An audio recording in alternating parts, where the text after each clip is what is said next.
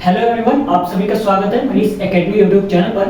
कल की क्लास में हम पढ़ रहे थे वायस और वायस के जितने भी रूल थे मैंने वो सारे के सारे लिखवा दिया है। अभी तक आपने उस वीडियो को नहीं देखा है तो प्लीज आप सभी देख लीजिएगा। प्लेलिस्ट बना हुआ है ग्रामर का, तो आप सभी वहां से चेक करेंगे तो वहां पर आपको टेंस की 22 से 23 क्लासेस मिल जाएंगी और वायस की टोटल अब तक 2 क्लासेस में करा चुका हूं, जिसमें आपको केवल बेसिक बताया गया है कि किस तरह से एक्टिव से पैसिव हम बनाते हैं। ठीक है, जैसे कि हम कहते हैं कि यदि आपका active voice present indefinite tense में है तो जब हम पैसिव वाइस में चेंज करेंगे तो उसकी जगह पर हम क्या प्रयोग करेंगे, हेल्पिंग वर्ब। ये सारी चीजें मैंने बता रखी हैं, तो आप सभी इस वीडियो को देख लीजिएगा। वरना जो आज की इस क्लास में आप पढ़ने वाले हैं यानी एक्टिव से पैसिव बनाने वाले हैं तो आप बिल्कुल भी पैसिव वाइस नहीं बना पाएंगे, क्योंकि जब तक आपका बेसिक कंप्लीट नहीं रहेगा यानी रूल नहीं पता होगा तब तक आप एक्टिव से पैसिव नहीं बना सकते हैं। और पैसिव बनाने के लिए टेंस भी बहुत जरूरी होता है कि टेंस भी आपको क्लियर आना चाहिए, क्योंकि जब एक सेंटेंस लिखा जाएगा, जैसे हम लिखते हैं मोहन फ्लाइज अ काइट, तो जब तक आप इसे नहीं जानेंगे कि ये कौन सा टेंस है, प्रेजेंट इंडेफिनिट है या प्रेजेंट कंटीन्यूअस है, तब तक आप क्या है पैसिव वाइस नहीं चेंज कर पाएंगे। तो इसलिए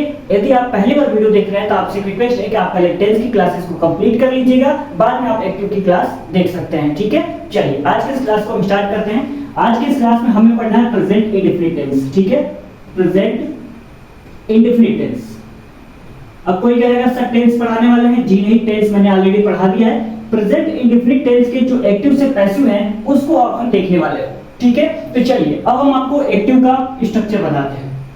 एक्टिव में आपका स्ट्रक्चर क्या आएगा, तो देखिए बिल्कुल भी परेशान होने की आवश्यकता नहीं है। बिल्कुल आराम से क्लास को पढ़िए और समझिए, रटने की कोशिश बिल्कुल मत करिएगा। आराम से पढ़ेंगे और समझेंगे तो एक एक चीज आपको क्लियरली समझ में आ जाएगा। देखिए प्रेजेंट इंडेफिनिट टेंस आप सभी को पता ही है, इसका स्ट्रक्चर क्या होता है। इसका स्ट्रक्चर मैंने बता रखा है क्या होता है, सब्जेक्ट प्लस में वर्ब की पहली फॉर्म एस या ईएस प्लस में ऑब्जेक्ट, यही तो आता है। अब जिस किसी भी स्टूडेंट को प्रेजेंट इंडेफिनिट टेंस नहीं पता होगा वो पैसिव वॉइस नहीं बना पाएगा, मैंने क्लियर ही बता दिया है। और इसका स्ट्रक्चर मैंने ऑलरेडी बता रखा है क्या होता है, सब्जेक्ट प्लस में वर्ब की पहली फॉर्म एस या ईएस प्लस में ऑब्जेक्ट। यदि आपको रिवीजन करना है तो चलिए बता देते हैं। प्रेजेंट इंडेफिनिट टेंस में मैंने बता रखा था क्या है, ता है और क्या है, ती है और क्या है, ते है। ये सारे वर्ड जहां पर भी देखने को मिलते हैं वो आपके प्रेजेंट इंडेफिनिट टेंस कहलाते हैं। लेकिन ये हमारा अलग टॉपिक हो गया तो उसको अब हम नहीं पढ़ेंगे, क्योंकि ऑलरेडी मैंने आपको पढ़ा दिया है। तो टेंस आप क्लियर कर लीजिएगा। आज हम पढ़ रहे हैं वॉइस, तो वॉइस में आपका स्ट्रक्चर हो जाएगा सब्जेक्ट प्लस में वर्ब की पहली फॉर्म एस या ईएस प्लस में ऑब्जेक्ट। ये क्लियर हो गया आपको, ये नहीं नोट डाउन करना है, ये तो मैं बस आपको रिवीजन करा रहा था टेंस के बारे में। चलिए जब हम पैसिव वॉइस बनाएंगे, जब हम पैसिव में इसको चेंज करेंगे तो क्या लिखेंगे, मैंने आपको बता रखा था कि ऑब्जेक्ट को क्या बनाते हैं, सब्जेक्ट बनाते हैं, और सब्जेक्ट को क्या करते हैं, ऑब्जेक्ट बनाते हैं। और ऑब्जेक्ट से पहले प्राय किसका यूज करते हैं, तो बाय का यूज करते हैं। और पैसिव वॉइस जब भी हम बनाएंगे तो वर्ब की तीसरी फॉर्म का प्रयोग करते हैं। किसका, वर्ब की तीसरी फॉर्म का प्रयोग करते हैं। तो चलिए यहां पर ऑब्जेक्ट है तो ऑब्जेक्ट को हम पहले बना लेते हैं, तो ऑब्जेक्ट हो गया। उसके बाद में क्या प्रयोग करेंगे, यहां पर प्रेजेंट इंडेफिनिट टेंस में यदि आपका एक्टिव वॉइस है तो जब पैसिव वॉइस में चेंज करेंगे तो यहां पर इज एम आर का प्रयोग करेंगे। लिखेंगे इज एम आर प्लस में वर्ब की यहां पहली फॉर्म है तो यहां प्रयोग करेंगे वर्ब की तीसरी फॉर्म, प्लस में बाय का प्रयोग करेंगे और प्लस में सब्जेक्ट का प्रयोग करेंगे। यहां तक आपको कोई दिक्कत नहीं होनी चाहिए, यहां तक आपको कोई प्रॉब्लम नहीं होनी चाहिए। ठीक है, मैंने क्या बताया, एक्टिव में आपका स्ट्रक्चर आएगा सब्जेक्ट प्लस में वर्ब की पहली फॉर्म एस या ईएस प्लस ऑब्जेक्ट। आपको ये वाला स्ट्रक्चर याद करने की बिल्कुल भी जरूरत नहीं है, क्योंकि ये ऑलरेडी आपको बनाकर दिया जाएगा। आपको पैसिव वॉइस में ध्यान रखना है कि सबसे पहले ऑब्जेक्ट लिखेंगे, इज एम आर लिखेंगे, वर्ब की तीसरी फॉर्म प्लस में बाय प्लस में सब्जेक्ट। यहां तक क्लियर आपको? तो चलिए एक हम अब क्या करते हैं, एग्जांपल लिखते हैं। एग्जांपल आपका क्या हो सकता है, लिखते हैं Rohan reads the book, Rohan reads the book, ये आपका हो जाएगा। एक मिनट आप समय रुक सकते हैं।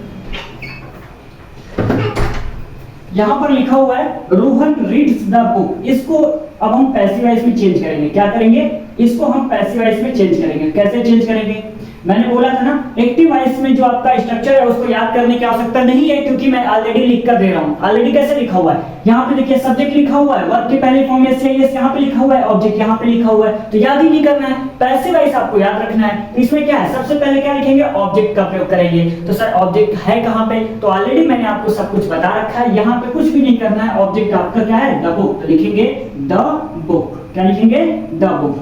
अब हम किसका प्रयोग करेंगे, इज एम आर का प्रयोग करेंगे। द बुक के साथ क्या आर का प्रयोग होगा, नहीं, एम का नहीं, किसका प्रयोग होगा, इज का, तो लिखेंगे द बुक इज। उसके बाद में वर्ब की तीसरी फॉर्म, तो रीड का तीसरी फॉर्म होता है रीड। क्या होता है? रीड। तो द बुक इज रीड, उसके बाद में किसका प्रयोग करेंगे? बाय। उसके बाद में किसका प्रयोग करेंगे? सब्जेक्ट। सब्जेक्ट हमारा क्या है? रोहन। कंप्लीट हो गया। कोई दिक्कत यहां तक नहीं होनी चाहिए, ठीक है? कोई दिक्कत यहां तक नहीं होनी चाहिए, क्योंकि आप सभी को आराम से पढ़ने के लिए पहले ही बोल दिया गया है। तो अभी एक एग्जांपल बताया गया है, तो परेशान मत होइए, मैं आपको 5-6 एग्जांपल भी कराने वाला हूं, ठीक है? इसमें आपको नेगेटिव भी देखना रहेगा और इंट्रोगेटिव भी देखना रहेगा।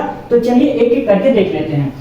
यहां तक क्लियर हो गया ना? पैसिव वॉइस में क्या याद रखना? Object is a mark. देखिए इसको याद करने का एक तरीका है ना कि स्ट्रक्चर बहुत सारे हो जाएंगे। क्या है? स्ट्रक्चर बहुत सारे हो जाएंगे। तो सिंपल सा है कि इतने सारे स्ट्रक्चर याद न करके डायरेक्ट जो मैंने चार्ट बनवा रखा है, मतलब कि जो एक बनवा रखा था जिसमें प्रेजेंट इंडेफिनिट था, कंटीन्यूअस था, परफेक्ट था, परफेक्ट कंटीन्यूअस, तो उस चार्ट को एक बार याद कर लीजिए। वहां से आपको क्लियर हो जाएगा कि कहां पर क्या हेल्पिंग वर्ब यूज करना है। हम पढ़ रहे हैं प्रेजेंट इंडेफिनिट टेंस, तो मैंने बताया था जब आपका एक्टिव वॉइस प्रेजेंट इंडेफिनिट में होगा तो पैसिव वॉइस में चेंज करते समय इज एम आर का प्रयोग करेंगे। जब आपका एक्टिव वॉइस प्रेजेंट कंटीन्यूअस में होगा तो उसको जब हम चेंज करेंगे तो क्या यूज करेंगे वो भी बता रखा था, इज बीइंग, एम बीइंग और आर बीइंग का प्रयोग करेंगे, यही तो बताया था ना।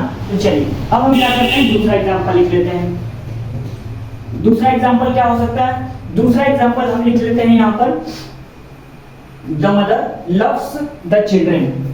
लिखेंगे मदर लव्स द चिल्ड्रन।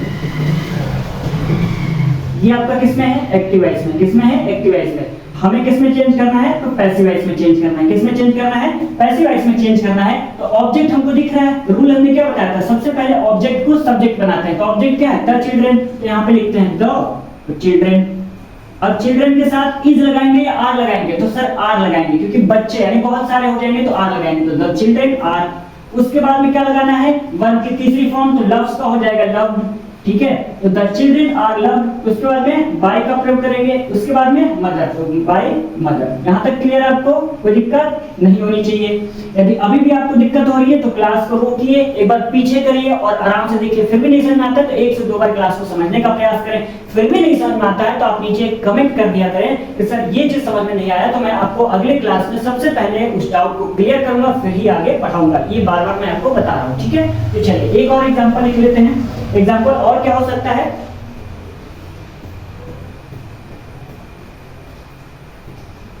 हाँ लिखिए, you take a bath.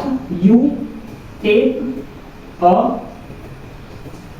Bath daily. You take a bath daily. ये आपका किसमें है? ये आपका है एक्टिव वॉइस में। किसमें है? आपका एक्टिव वॉइस में दिया गया है। तो इसको अब हम बनाते कैसे हैं? तो इसको अब हम बनाएंगे। चलिए लिख लेते हैं you take a bath daily. तो डेली को हम छोड़ देते हैं, बाथ को हम पहले लिख लेते हैं। क्या करते हैं? अ बाथ को हम पहले लिख देते हैं क्योंकि ये ऑब्जेक्ट है। तो लिखेंगे अ बाथ इज टेकन। अब कोई कहेगा ना सर इज कहां से आ गया? तो बहुत गलत बात है, क्योंकि मैंने बता रखा है ना प्रेजेंट इंडेफिनिट टेंस है। तो किसका प्रयोग करेंगे? इज का ही तो प्रयोग करेंगे ना। जहां पे आर आएगा यानी बहुवचन आएगा वहां पे आर का प्रयोग करिएगा। जहां पे आई आएगा उसके साथ एम का प्रयोग करिएगा। कोई कंफ्यूजन नहीं होनी चाहिए। तो a bath is taken by. और बताइए यू का किस में चेंज करेंगे? मैंने बताया था ना, आई को किस में चेंज करते हैं? बाय मी में करते हैं। और बी को किस में करते हैं? तो बाय अस में करते हैं। और यू को किस में चेंज करते हैं? तो बाय यू में करते हैं। बताया था कि नहीं बताया था? यदि आपका सब्जेक्ट प्रोनाउन है तो निम्न प्रकार से परिवर्तित किया जाएगा और अंत में किसका प्रयोग किया जाएगा? बाय का प्रयोग किया जाएगा। मैंने बताया था ना, तो उस रूल को आप सब देखिएगा। वहां पे यू को मैंने बाय यू में बताया था, तो यहाँ पे लिखेंगे बाय यू और डेली को मैं लास्ट में ऐसे ही लिख दूंगा। ये आपका कंप्लीट हो गया पैसिव।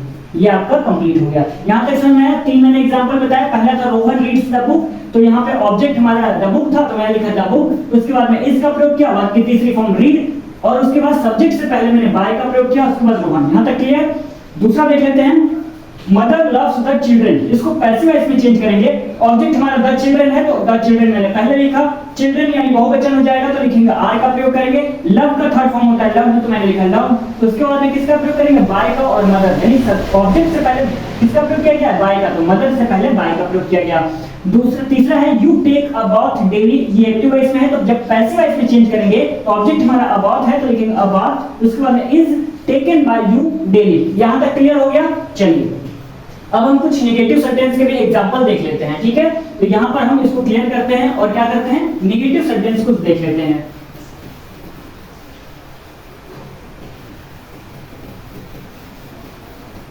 देखिए मैंने आपको बताया था कि यदि जो आपका टेंस जो पूरी तरह से कंप्लीट हो जाएगा तो ट्रांसलेशन के अलग 5 क्लासेस आपको प्रोवाइड की जाएगी, जिसमें देखिए मैंने 2 क्लास ऑलरेडी दे रखा है, जिसमें 20 पहले में 25 क्वेश्चन के आसपास थे और दूसरे में 20 प्रश्न लगभग थे। मैंने उसका प्रैक्टिस कराया था, यानी टोटल मैंने 45 क्वेश्चन प्रैक्टिस करा दिया है।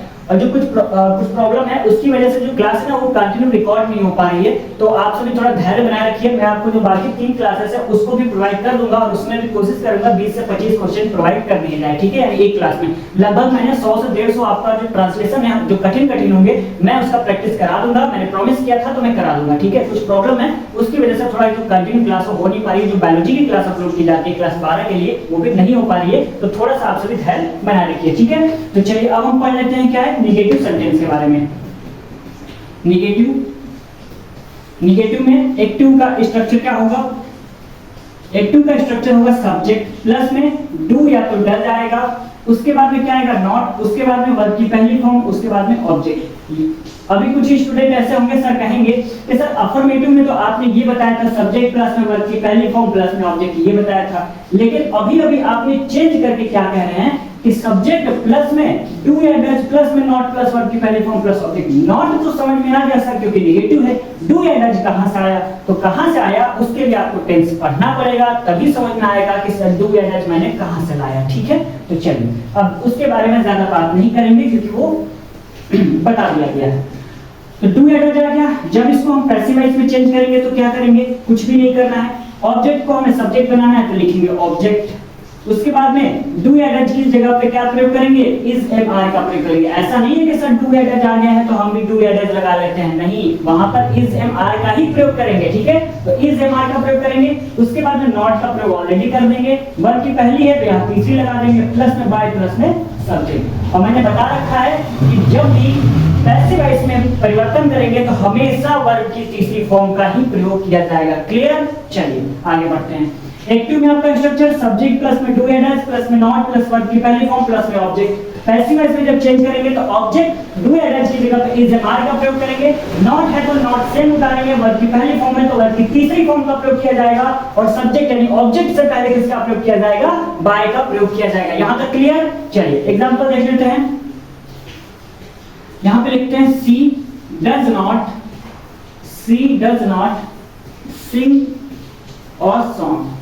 इसको पैसिव वॉइस में चेंज करना है, मैंने एक्टिव वॉइस में लिख दिया, इसको पैसिव वॉइस में चेंज करना है। देखिए जब हम एग्जांपल को लिखते हैं तो आप सभी ना खुद से बनाने का प्रयास किया करिए, तभी बना पाएंगे। ऐसा नहीं है कि मैं यहाँ पे बना दे रहा हूँ आप उसको क्लियर मतलब छाप ले रहे हैं कॉपी में, तो ऐसा बिल्कुल भी नहीं चलने वाला, क्योंकि जब एग्जाम में आएगा तो कैसे करेंगे, तो प्रैक्टिस किया करिए, ठीक है। लिखा हुआ C does not sing a song, कितना इजी है। इसको पैसिव वॉइस में चेंज करना है तो क्या ऑब्जेक्ट पहले लिखना है, तो ऑब्जेक्ट हमारा क्या है, और सॉन्ग तो लिख लेते हैं और सॉन्ग। अब यहाँ पर डज है, और डज तो हमारा तो क्या है एक्टिव वॉइस में दिया हुआ है, यानी ये क्या है एक्टिव वॉइस का स्ट्रक्चर है, हम पैसिव वॉइस में चेंज कर रहे हैं ना। तो और सॉन्ग मैंने पहले लिख दिया, उसके बाद किसका प्रयोग करेंगे, इज एम आर का प्रयोग करेंगे, तो और सॉन्ग के साथ इज का प्रयोग करेंगे, किसका, इज का प्रयोग करेंगे। सर यहाँ तक तो समझ में आ गया। चलिए उसके आगे बात कर लेते हैं। तो उसके आगे हमें बात ये करना है कि इज एम आर के बाद किसका प्रयोग करना है, नॉट का, तो हमने यहाँ पे नॉट प्रयोग कर दिया। यहाँ तक क्लियर हो गया। उसके बाद वर्ब की तीसरी फॉर्म का प्रयोग करना है, तो सिंग का तीसरी फॉर्म क्या होता है, तीसरी फॉर्म सम होता है, ठीक है। आप सभी याद कर लीजिएगा, मुझे भी पूरा मतलब इतना ज्यादा होता है थर्ड फॉर्म की पूरा नहीं याद है, तो यहाँ पे जितना हो सके याद कर लीजिए ताकि काम चलाओ आपका हो जाए, ठीक है। तो यहाँ पे क्या होगा, a song is not sung, तो उसके बाद में किसका प्रयोग करेंगे, बाय का प्रयोग करेंगे। उसके बाद में सब्जेक्ट माने क्या है, सी। अब यहाँ पे कुछ लड़के क्या करेंगे, बाय है तो यहाँ पे सी का सी उतार देंगे, लेकिन ये क्या है, गलत है, ये बिल्कुल क्या है, गलत पैसिव वॉइस बना है। कैसे गलत करना है चलिए बताते हैं। बस यही तो छोटी छोटी पॉइंट याद रखना है कि हमें कहाँ पे क्या परिवर्तन करना है, वरना आप क्या है गलत कर देंगे एग्जाम में। फिर से सुनिए, ऑब्जेक्ट था मैंने सब्जेक्ट बना दिया और सॉन्ग, ठीक है। उसके बाद में इज एम आर में से मैंने इज लिख दिया, नॉट लिख दिया, वर्ब की तीसरी फॉर्म सिंग का सम हो गया, बाय का बाय लगा दिया। सी का मैंने कहीं पर लिखा रखा था कॉपी में, एक बार रूल को पढ़िए, सी का लिखवाया था बाय हर, किसका, बाय हर लिखवाया था, तो यहाँ पे बाय तो लिखा हुआ है और सी का मैंने हर लिख दिया। तो यह अब जाकर हमारा जो है एक्टिव से पैसिव सही बन पाया है। यहाँ तक आपको समझ में आया। तो छोटी छोटी पॉइंट है ना उसको जरूर याद रखिएगा, वरना बिल्कुल दिक्कत होने वाला है एग्जाम में। तो बिल्कुल यहाँ पे क्लियर हो गया। सी को मैंने किस में चेंज किया, हर में चेंज किया। यदि यहाँ पे ही होता तो हम किस में चेंज करते, तो यहाँ पर हम हिम में चेंज करते, किसमें, हिम में। यदि यहाँ पे यू होता तो किस में चेंज करते, यू में चेंज करते। और दे होता तो किस में चेंज करते, देव में चेंज करते। यदि आपने अभी तक पिछला वीडियो नहीं देखा है, इसका मैंने 2 क्लास अपलोड किया है, तो आप सभी देख लीजिएगा, वहां से रूल को क्लियर कर लीजिए, तब आप क्या है पैसिव वॉइस बनाने में आपको बहुत ज्यादा आसानी होगी। तो आज की इस क्लास में बस इतना ही। कल की क्लास में जो इंट्रोगेटिव सेंटेंस है उसको पढ़ लेंगे, उसके बाद में क्या है, उसके बाद में प्रेजेंट कंटीन्यूअस को पढ़ लेंगे, उसके बाद पास्ट कंटीन्यूअस, यानी एक एक करके अब हम एक्टिव से पैसिव कंप्लीट कर लेंगे।